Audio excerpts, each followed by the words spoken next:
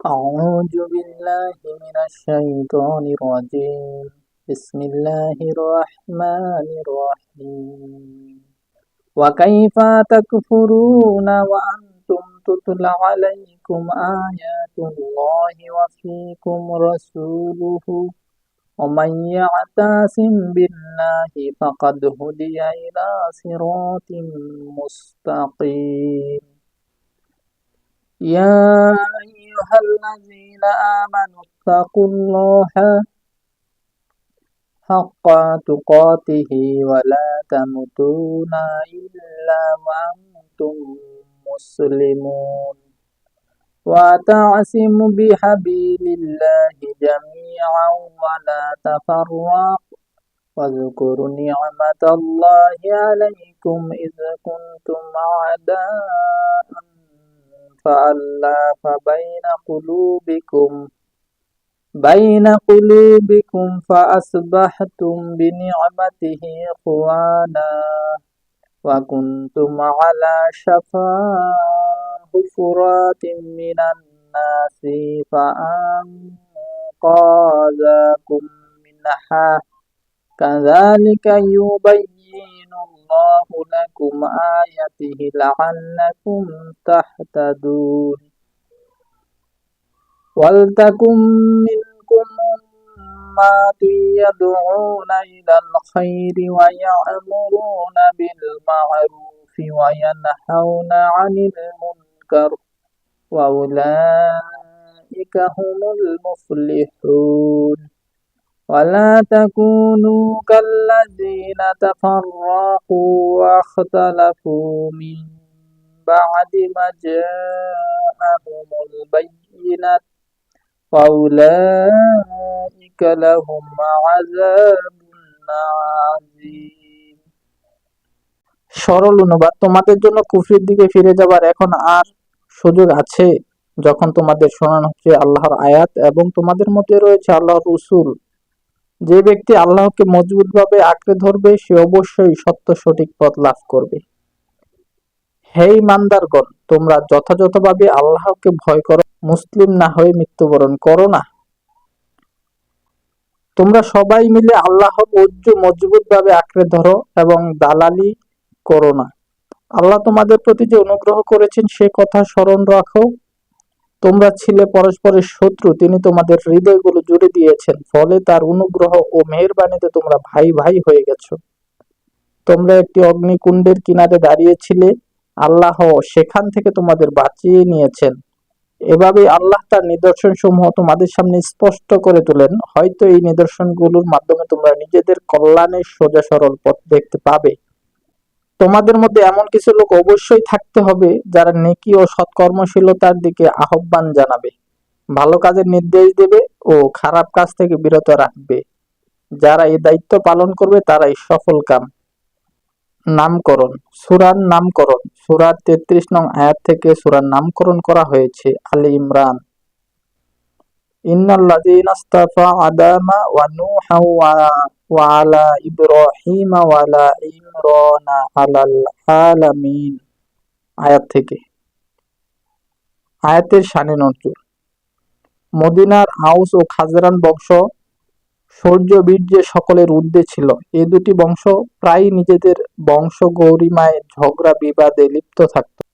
রাসূল সাল্লাল্লাহু আলাইহি সাল্লাম তাদের মাঝে ভ্রাতৃত্ব ও সম্প্রীতির ভাব সৃষ্টি করে দিলেন। এতে তাদের মধ্যকার দীর্ঘদিনের চলে আসা যুদ্ধের অবসান ঘটে এবং তারা মুসলমান হয়ে ভাই ভাই হিসেবে বসবাস করছিল। একদা তাদের দু গোত্রের দুজন আলোচনা প্রসঙ্গে পূর্ব শত্রুতার জের ধরে নিজেদের আভিজাত্য ও শ্রেষ্ঠত্ব নিয়ে বাদানুবাদ করতে থাকে। আউস গোত্রের এক ব্যক্তি বলেন, আমাদের বংশে এমন 4 ব্যক্তি রয়েছে তাদের সমকক্ষ তোমাদের মধ্যে কেউ নেই। তারা হলেন খুজাইমা ইবনে সাবিত রাদিয়াল্লাহু তাআলা আনহু, যার সাক্ষ্য দুজনের সমান; হানজালা রাদিয়াল্লাহু তাআলা আনহু, যাকে শাহাদাতের পর ফেরেশতাগণ গোসল দিয়েছেন; আসিম ইবনে সাবিত রাদিয়াল্লাহু তাআলা আনহু, যিনি দ্বীনের পুরোপুরি সাহায্য করেছেন; সাদ ইবনে মারাজ রাদিয়াল্লাহু তাআলা আনহু, যার ওফাতে আল্লাহর আরশ কেঁপেছিল। প্রত্যুত্তরে খাজরান বংশের লোকটি বলেন, আমাদের বংশে 4 ব্যক্তি রয়েছে যারা কোরআন মাজিদকে মজবুত ও ও সুদূর করেছে। তারা হলেন উবাই ইবনে কাব রাদিয়াল্লাহু তাআলা আনহু, মায ইবনে জাবাল রাদিয়াল্লাহু তাআলা আনহু, যায়েদ ইবনে সাবিত রাদিয়াল্লাহু তাআলা আনহু ও আবু যায়েদ রাদিয়াল্লাহু তাআলা আনহু। এছাড়া সাদ ইবনে উবাদা, যিনি আমাদের খতিব ও নেতা। এসব অহংকার ও আভিজাত্যপূর্ণ কথা কাটাকাটির এক পর্যায়ে উভয় বংশের লোকজন অস্ত্রশস্ত্র নিয়ে যুদ্ধের জন্য প্রস্তুতি গ্রহণ করেছিল। এই সংবাদ পেয়ে রাসূল সাল্লাল্লাহু আলাইহি সাল্লাম তাদের মাঝে গমন করলে কোরআনের এই আয়াত নাজিল হয়। বিষয়বস্তু: আলোচ্য আয়াতে মুসলিম জাতির শক্তি সঞ্চয়ের তিনটি মূলনীতি তুলে ধরা হয়েছে। ১. তাকওয়া, ২. জামাতে জিন্দেগি, ৩. সৎ কাজের আদেশ ও অসৎ কাজে বাধা প্রদান। ইয়া আইয়ুহাল্লাযীনা আমানুত্তাকুল্লাহা হাক্কা তুকাতিহি ওয়া লা তামুতুনা ইল্লা ওয়া আনতুম মুসলিমুন। অর্থ: হে ঈমানদারগণ, তোমরা আল্লাহকে ভয় করার মতো ভয় করো আর মুসলমান না হয়ে মৃত্যুবরণ করো না। ব্যাখ্যা বিশ্লেষণ: আল্লাহ তাআলা এই আয়াতের মাধ্যমে ঈমানদারদেরকে তাকওয়া অর্জনের নির্দেশ দিয়েছেন। কাজেই আল্লাহকে ভয় করার হক আদায় করে ভয় করতে হবে, যাতে করে ভয় করার নির্দেশ যথাযথভাবে পালন হয়। তাহলেই কেবল তাকওয়ার গুণাবলী অর্জিত হবে। আর যখন মৃত্যু আসবে, তখন মুসলমান তথা আত্মসমর্পণকারী ব্যক্তি হিসেবে মৃত্যুবরণ করা সম্ভব হবে। শেষ নিঃশ্বাস ত্যাগ করা পর্যন্ত অবিচলভাবে আল্লাহ তার রাসূল সাল্লাল্লাহু আলাইহি সাল্লামের পরিপূর্ণ আনুগত্য করে যাওয়া। একটি মুহূর্তের জন্যও যেন তাগুতের অনুসরণ না করা হয়। মৃত্যুর সময়েও যেন ইসলামের উপর অটুট থাকতে পারে। যথাযথভাবে কারো পক্ষে আল্লাহকে ভয় করা সম্ভব নয়, তবে যতটুকু সম্ভব এবং যা করা আবশ্যক তাই করা অত্র আয়াতের দাবি। এই আয়াতে ঈমানদারদেরকে যথাযথভাবে আল্লাহকে ভয় করতে আদেশ দেওয়া হয়েছে। এই আয়াত অবতীর্ণ হলে সাহাবায়ে কেরাম রাদিয়াল্লাহু তাআলা আনহু ভীত হয়ে পড়েন যে কিভাবে হাক্কা তুকাতিহি এর কঠিন দায়িত্ব পালন করা সম্ভব। তখন আল্লাহ তাআলা ইত্তাকুল্লাহা মাস্তাতা'তুম এই আয়াত অবতীর্ণ করে বলেন, তোমাদের সাধ্যমতো আল্লাহকে ভয় করো। রাসূল খোদা সাল্লাল্লাহু আলাইহি ওয়াসাল্লাম মুত্তাকি লোকদের পরিচয় তুলে ধরে বলেছেন, কোন ব্যক্তি পাপ কাজে জড়িয়ে পড়ার ভয়ে ব্যাহত যেসব কাজে গুনাহ নেই অথচ যাতে পাপ কাজে জড়িয়ে পড়ার আশঙ্কা রয়েছে তা পরিত্যাগ না করা পর্যন্ত খোদাভীরু লোকদের শ্রেণীভুক্ত হতে পারবে না। তিরমিজি ও ইবনে মাজাহ। তাকওয়ার আবিধানিক অর্থ: ১. ভয় করা, ২. বিরত থাকা, ৩. আল্লাহ ভীতি, ৪. বেঁচে চলা, ৫. আত্মশুদ্ধি, ৬. রক্ষা করা, ৭. সতর্কতা অবলম্বন ইত্যাদি। শরীয়তের পরিভাষায় পরকালীন জীবনে ক্ষতিকারক কাজ হতে পার্থিব জগতে বিরত থাকা। এ ধরনের গুণাবলী সম্পর্কে লোকদেরকে মুত্তাকি বলে। ২. একমাত্র আল্লাহর ভয়ে সকল প্রকার অন্যায় ও অসৎ কাজ থেকে নিজেকে বিরত রেখে কোরআন সুন্নাহ মোতাবেক জীবন পরিচালনার নামই তাকওয়া। মুত্তাকিদের পরিচয়: যারা অন্যায়, অত্যাচার ও যাবতীয় পাপকার্য হতে নিজেদেরকে কলুষমুক্ত রাখার জন্য সদা জাগ্রত ও সতর্ক। সততা, আমানতদারি, ধৈর্য, শুকর আদর প্রভৃতি সকল প্রকার অনুপম চারিত্রিক গুণাবলীর অধিকারী। তারা শরীয়ী আহকাম সম্পর্কে সম্যক জ্ঞান রাখেন ও তদনুযায়ী আমল করে তারা নিজেরা সৎকাজ করেন। অন্যদেরকে সৎকাজের আদেশ দেন এবং অসৎ কাজ থেকে বিরত রাখেন। যে ব্যক্তির মধ্যে তাকওয়ার গুণাবলীর সমাহার ঘটে তাকে মুত্তাকি বলা হয়। হযরত আব্দুল্লাহ ইবনে আব্বাস রাদিয়াল্লাহু তাআলা আনহু থেকে বর্ণিত আছে যে, যে ব্যক্তি শিরক, কবিরা গুনাহ ও অশ্লীল বাক্য হতে নিজেকে বিরত রাখে তাকে মুত্তাকি বলা হয়। মহান আল্লাহ রাব্বুল আলামিন পবিত্র কোরআনে মুত্তাকিদের প্রাথমিক পরিচয় সম্পর্কে বলেন, যারা গায়েব বা অদৃশ্য বিষয়াবলীর উপর বিশ্বাস স্থাপন করে, ২. নামাজ প্রতিষ্ঠা করে, ৩. আল্লাহ প্রদত্ত জীবিকা ধন সম্পদ হতে তারই নির্দেশিত পথে ব্যয় করে, ৪. হযরত মুহাম্মদ সাল্লাল্লাহু আলাইহি সাল্লামের প্রতি অবতীর্ণ আল কোরআন ও পূর্ববর্তী নবী রাসূলদের প্রতি অবতীর্ণ আসমানী কিতাবসমূহে বিশ্বাস স্থাপন করে, ৫. পরকাল সম্পর্কে দৃঢ় বিশ্বাস স্থাপন করে। সূরা বাকারার ১৭৭ নং আয়াতে আল্লাহ তাআলা মুত্তাকিদের গুণাবলী ও বৈশিষ্ট্য উল্লেখ করতে গিয়েছেন নিম্নরূপ: ১. আল্লাহর প্রতি বিশ্বাস স্থাপন করা, ২. পরকালের প্রতি বিশ্বাস স্থাপন করা, ৩. ফেরেশতাগণের উপর বিশ্বাস স্থাপন করা আল্লাহর কিতাবের প্রতি বিশ্বাস স্থাপন করা। 5 নবী ও রাসূলের প্রতি বিশ্বাস স্থাপন করা। 6 আন্তরিকতার সাথে নিকট আত্মীয়কে সাহায্য করা। 7 আন্তরিকতার সাথে ইয়াতীমকে সাহায্য করা। 8 আন্তরিকতার সাথে মিসকিনকে নিঃসম্বল দান করা। 9 আন্তরিকতার সাথে পথিককে সাহায্য করা। 10 আন্তরিকতার সাথে সাহায্য প্রার্থীকে সাহায্য করা। অপরাপর আয়াতে এ ধরনের গুণাবলীর কথা উল্লেখ করা হয়েছে, যেমন 1 প্রতিশ্রুতি পালন করা, সূরা আল ইমরানের 76 নম্বর আয়াত, পরকালের প্রতি বিশ্বাস স্থাপন। 3 নিন্দনীয় কাজ থেকে বিরত থাকে এবং পুণ্যের কাজে প্রতিযোগিতা করে, সূরা আল ইমরানের 114 নম্বর আয়াত। ক্রোধ সংবরণকারী, মানুষের জন্য ক্ষমাশীল, আল ইমরান 5 স্বচ্ছতা ও অস্বচ্ছতা উভয় অবস্থায় মানুষকে দান করে। 7 চুক্তি রক্ষাকারী, আত-তওবা 4 নম্বর আয়াত।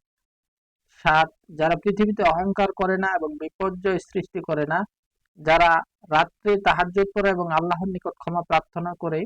9 যারা বঞ্চিত প্রার্থীকে সম্পদ দান করতেন, জারিয়া 19। তাকওয়ার গুরুত্ব, তাকওয়ার গুণ মানব চরিত্রের শ্রেষ্ঠ সম্পদ। দুনিয়া ও আখিরাতের মূল ভিত্তি হচ্ছে তাকওয়া। আমাদের ব্যক্তিগত, পারিবারিক, সামাজিক ও রাষ্ট্রীয় জীবনের প্রতিটি ক্ষেত্রে তাকওয়ার প্রভাব ও গুরুত্ব অপরিসীম। আল্লাহ তাআলা মানব জাতিকে সৃষ্টি করেছেন ইবাদতের জন্য, আর তাকওয়া হচ্ছে সামগ্রিক ইবাদতের মূল। তাকওয়াবিহীন ইবাদত আল্লাহর নিকট গ্রহণীয় নয়। আল্লাহর বাণী, কুরবানির পশুর রক্ত এবং মাংস আল্লাহর দরবারে পৌঁছে না, এবং আল্লাহর দরবারে যা পৌঁছে তা হলো তোমাদের অন্তরের তাকওয়া। আল হজ 37 নম্বর আয়াত। মুত্তাকিরা থাকবে নিরাপদ স্থানে, উদ্যান ও ঝর্ণার মাঝে, দুখানের 51 ও 52 নম্বর আয়াত। মুত্তাকিগণ থাকবে জান্নাতের মধ্যে ভোগবিলাসে, সূরা তুর 17 নম্বর আয়াত। সেদিন মুত্তাকিগণ থাকবেন প্রসবন বিশিষ্ট জান্নাতে, আর জারিয়া 15 নম্বর আয়াত। মুত্তাকিগণ থাকবে স্রোত বিন্যস্ত বিরোধ জান্নাতে, আল কামার 54 নম্বর আয়াত। এভাবে কোরআনে বিভিন্ন জায়গায় তাকওয়ার গুণের পুরস্কারের কথা উল্লেখ করা হয়েছে।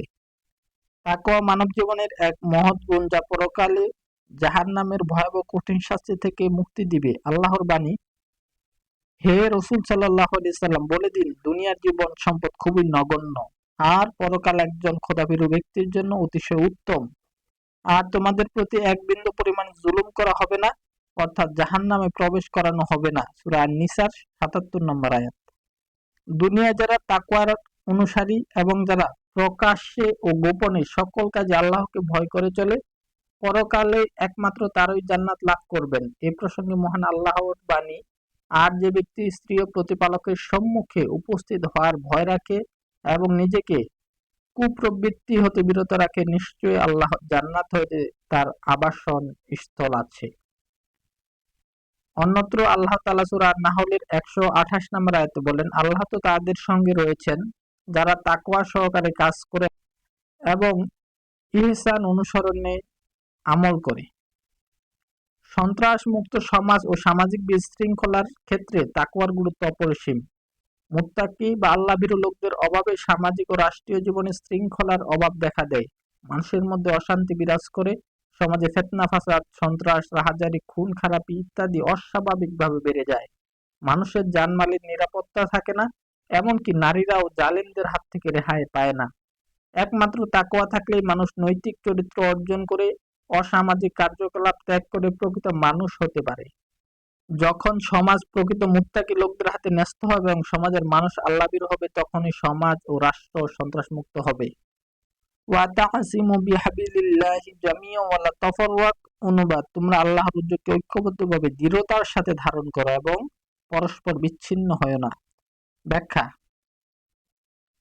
আল্লাহর দ্বীনের ভিত্তিতে মানুষকে ঐক্যবদ্ধ হতে হবে। দ্বীনের বিজয়ের স্বার্থে এর কোনো বিকল্প নেই। আজ সারা দুনিয়ায় মুসলমানদের অনৈক্যের সুযোগ বাতিল শক্তি মুসলমান পদদলিত করছে। ক আলোচ্য আয়াতে হাবলুন শব্দের রয়েছে, যার অর্থ রজ্জু, রশি, প্রতিশ্রুতি, চুক্তিপত্র ইত্যাদি। হাবলুল্লাহ এর দ্বারা আল্লাহর রজ্জু, আল্লাহর দ্বীন, আল্লাহর কিতাব কোরআন অর্থ গ্রহণ করা যায়। খ হাবলুল্লাহি, আল্লাহর রজ্জু অর্থ তার দ্বীন ইসলাম। তাকে রজ্জু এজন্য বলা হয়েছে যে এ সূত্র দ্বারাই একদিকে আল্লাহর সাথে ঈমানদার লোকদের সম্পর্ক স্থাপন করা হয়, অপরদিকে ইহাই সমস্ত ইমানদার লোকের উপর পরস্পর মিলিত করে একটি মজবুত জামাত সৃষ্টি করে। এ রজ্জুকে শক্ত হাতে ধরার অর্থ কোরআনের দৃষ্টিতে দ্বীন ইসলামের মৌলিক গুরুত্ব থাকা বাঞ্ছনীয়। তাদের সকল আগ্রহ, উৎসাহ ও কৌতূহল এ দ্বীনের প্রতিই হওয়া উচিত। হযরত আব্দুল্লাহ ইবনে মাসউদ রাদিয়াল্লাহু তাআলা আনহু বলেন, রাসূল সাল্লাল্লাহু আলাইহি সাল্লাম বলেছেন, কোরআন হচ্ছে আল্লাহ তাআলার রজ্জু, যা আসমান থেকে জমিন পর্যন্ত প্রলম্বিত। যায়েদ ইবনে আরকাম রাদিয়াল্লাহু তাআলা আনহু বলেন, আল্লাহর রজ্জু হচ্ছে কোরআন। ইবনে কাসির। হাবলুল্লাহ দ্বীনের রজ্জু। রজ্জু বলার কারণ হচ্ছে এই যে, দ্বীনের ভিত্তিতেই বিশ্বাস স্থাপনকারীদের মধ্যে পরস্পর ঐক্যবদ্ধ করে মানুষকে একদলে পরিণত করে এবং অন্যদিকে এর মাধ্যমে আল্লাহর সাথে দুনিয়াবাসী মানুষের সম্পর্ক প্রতিষ্ঠিত হয়। মারিফুল কোরআন। আল্লাহর কোরআনকে ঐক্যবদ্ধভাবে ধারণ করতে হবে, পরস্পর বিচ্ছিন্ন থাকা যাবে না। এর অর্থ হচ্ছে সংগঠনভুক্ত থাকতে হবে। জামাআত শব্দের অর্থ। জামাআত শব্দের অর্থ দল, আর দলবদ্ধভাবে আল্লাহর দ্বীনের কাজ করতে হয়। ইসলামকে রাষ্ট্রীয় ক্ষমতায় অধিষ্ঠিত করতে হলে ইসলামী সংগঠন গড়ে তোলা অপরিহার্য। সংগঠনই দাওয়াত সম্প্রসারণ ও জনগণকে উদ্বুদ্ধ করে এবং ইসলাম বিরোধী শক্তির মোকাবেলা করতে কার্যকরী পদক্ষেপ নেয়। এজন্যই সংগঠনের অন্তর্ভুক্ত হয়ে ঐক্যবদ্ধভাবে কার্য করার নির্দেশ দিয়েছে আল্লাহ তাআলা। আল্লাহ তাআলা বলেন, আর যে ব্যক্তি আল্লাহর রজ্জুকে দৃঢ়ভাবে ধারণ করবে সে নিশ্চয়ই সত্য ও সঠিক পথ প্রদর্শিত হবে। সূরা আল ইমরানের 101 নম্বর আয়াত। সংগঠন সম্পর্কে কয়েকখানা হাদিস। যে ব্যক্তি জামাত ত্যাগ করে এক বিঘত পরিমাণ দূরে সরে গেল, সে যেন ইসলামের রজ্জু হতে তার গর্দানকে আলাদা করে নিল। মান ফারাজাল জামাআতা কাইদা শিবরিন ফাকাদ খালা রিবকাতাল ইসলাম মিন উনুকিহি। তিনজন লোক কোনো নির্জন প্রান্তরে থাকলেও একজনকে আমির বা নেতা বানিয়ে নেওয়া প্রয়োজন। আবু দাউদ। যে ব্যক্তি জামাত থেকে বিচ্ছিন্ন অবস্থায় মৃত্যুবরণ করবে তার মৃত্যু হবে জাহিলিয়াতের মৃত্যু। হযরত ওমর রাদিয়াল্লাহু তাআলা আনহু বলেন, দল ব্যতীত ইসলাম হয় না, নেতৃত্ব ব্যতীত সংগঠন হয় না, আর আনুগত্য ছাড়া নেতৃত্ব হয় না। আবু সাইদ খুদরি রাদিয়াল্লাহু তাআলা আনহু থেকে বর্ণিত, নবী করিম সাল্লাল্লাহু আলাইহি সাল্লাম বলেছেন, সফরে একসঙ্গে তিনজন লোক থাকলে তারা যেন অবশ্যই একজনকে নেতা বানিয়ে নেয়। আবু দাউদ। হযরত আবু দারদা রাদিয়াল্লাহু তাআলা আনহু থেকে বর্ণিত, তিনি বলেন, রাসূল সাল্লাল্লাহু আলাইহি সাল্লাম বলেছেন, কোন জঙ্গল কিংবা জনপদে তিনজন লোকও যদি একত্রে বসবাস করে আর তারা যদি জামাতে নামাজ আদায় না করে, তবে শয়তান অবশ্যই তাদের উপর প্রভুত্ব ও আধিপত্য বিস্তার করবে। সুতরাং দলবদ্ধভাবে জীবন যাপন করা তোমাদের কর্তব্য, কেননা নেকড়ে ভাগ দল হতে বিচ্ছিন্ন পশুকে সহজে খেয়ে ফেলে। আবু দাউদ। এভাবে অনেক হাদিস দেওয়া যাবে সংগঠন উপলক্ষে, ঐক্যবদ্ধভাবে দ্বীন ইসলাম পালন করার জন্য। তাই এর মাধ্যমে বোঝা যায় সংগঠন একতাবদ্ধভাবে জীবনযাপনের গুরুত্ব আসলে কতটুকু। ওয়াজকুরু নি'মাতাল্লাহি আলাইকুম ইয কুনতুম আ'দাআ ফাআল্লাফা বাইনা কুলুবিকুম ফাআসবাহতুম বিনি'মাতি ইখওয়ানা। অর্থ, আর তোমাদের প্রতি আল্লাহ প্রদত্ত নিয়ামতসমূহ স্মরণ করো যখন তোমরা পরস্পর শত্রু ছিলে, অতঃপর তিনি তোমাদের অন্তরে ভ্রাতৃত্ববোধ সৃষ্টি করে দিয়েছেন, ফলে তার অনুগ্রহে তোমরা পরস্পর ভাই ভাই হয়ে গেলে। ব্যাখ্যা। আল্লাহ তাআলা এই আয়াতে মদিনার আউস ও খাজরান গোত্রদ্বয়কে তাদের পূর্বেকার যুদ্ধ বিগ্রহের কথা স্মরণ করিয়ে দেয়। এই গোত্রদ্বয়ের মধ্যে যে শত্রুতা সৃষ্টি হয়েছিল তা তাদের বংশধরদের মধ্যে 120 বছর পর্যন্ত স্থায়ী ছিল। অবশেষে আল্লাহ তাআলা তারই মনোনীত দ্বীন ইসলামের বদৌলতে তাদের মধ্যে ভ্রাতৃত্ব সৃষ্টি করে দেন এবং পূর্বেকার শত্রুতা চিরতরে দূর করে দেন। ওয়া কুনতুম আলা শাফা হুফরাতিম মিনান নার ফানকাযাকুম মিনহা। আর তোমরা এক অগ্নিকুণ্ডের অতি সন্নিকট হয়ে অবস্থান করছিলে, অতঃপর তিনি তোমাদিগকে তা হতে উদ্ধার করেছেন। ব্যাখ্যা। আলোচ্য আয়াতে আন-নার দ্বারা দুটি অর্থ বোঝায়, যথা যুদ্ধ ও জাহান্নাম। নার অন্যায়ভাবে যুদ্ধ বিগ্রহ। আরবের যুদ্ধবাজ গোত্রগুলো পরস্পর যুদ্ধে সমাজ ব্যবস্থাকে ধ্বংসের মুখোমুখি করলো। অগ্নিগর্ভে পড়লে মানুষ যেমন বাঁচতে পারে না, তেমনি যুদ্ধক্ষেত্রে মানুষের একই অবস্থা হয়। তাই বলা হয়েছে, আর তোমরা এক অগ্নিকুণ্ডের অতি সন্নিকটে অবস্থান করছিলে, অতঃপর তিনি তোমাদিগকে তা হতে উদ্ধার করেছেন। আর নার জাহান্নাম উদ্দেশ্য। আরবের জাহিলিয়াতের লোকেরা আল্লাহর একাত্মবাদ ভুলে গিয়ে শিরক ও বিদআত ও অন্যান্য অত্যাচারে এমনভাবে জড়িয়ে পড়ে যেন তাদের মৃত্যু হওয়া মাত্রই জাহান্নামে প্রবেশ করবে। সে অবস্থা থেকে আল্লাহ তাআলা তাদের হিদায়াতের আলো দিয়ে রক্ষা করলেন। ওয়া কুনতুম আলা শাফা হুফরাতিম মিনান নার ফানকাযকুরু মিনহা। আল্লাহ তাআলা রাসূল সাল্লাল্লাহু আলাইহি সাল্লামকে নবী হিসেবে প্রেরণ করে তার উপর কোরআন অবতীর্ণ করে মানবতার জন্য হেদায়েতের রাজপথ রচনা করলেন। ফলে আরবের বর্বর জাতি ইসলামের সুশীতল ছায়াতলে আশ্রয় গ্রহণ করে জাহিলি সমাজের ধ্বংসাত্মক যুদ্ধের হাত থেকে রক্ষা পেল এবং আল্লাহর পথে সৈনিক হয়ে বিশ্বে খ্যাতি লাভ করল। পরকালের জাহান্নামের আযাব থেকেও নিজেদের রক্ষা করার পথ পেল।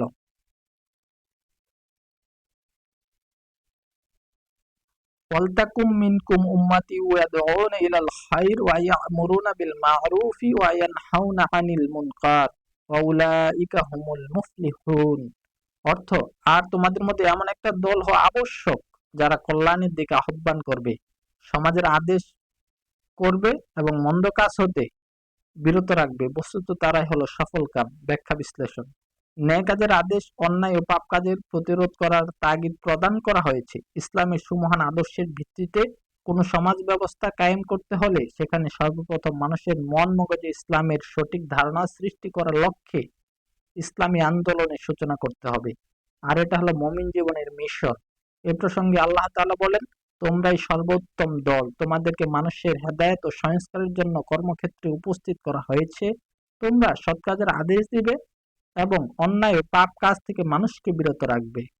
এ দায়িত্ব পালন করতে ব্যর্থ হলে আল্লাহ তাআলার আযাব নাজিল করে শাস্তি দেবেন। সে সময় যদি দোয়া করা হয় যে দোয়া আল্লাহর কাছে গ্রহণযোগ্য হবে না, তাতে আযাব থেকে রক্ষা পাওয়া যাবে না। উম্মাত অর্থ দল। নবীর অনুসারীদেরকে উম্মাত বলা হয় যারা নবীর পাশে একটি উদ্দেশ্য বাস্তবায়নের জন্য প্রস্তুত থাকেন। 2. উম্মাত অর্থ জামাত। ওই জামাতকে উম্মাত বলা হয় যে জামাত কোনো এক নির্দিষ্ট উদ্দেশ্য হাসিলের জন্য মানুষের নেতৃত্ব দান করে। যে সমাজে আল্লাহর দ্বীন কায়েম নেই সে সমাজে আল্লাহর দ্বীন কায়েমের আন্দোলনের দিকে ডাকাই হলো সৎ কাজ এবং সব ফরজের সেরা ফরজ। দুনিয়ার সকল জাতির নেতৃত্ব দেওয়ার জন্য মুসলিম জাতিকে সৃষ্টি করা হয়েছে। আজ মুসলিম জাতি তার দায়িত্ব পালনে ব্যর্থ হওয়ায় দুনিয়ার নেতৃত্ব কর্তৃত্ব হারে লাঞ্ছিত অপমানিত।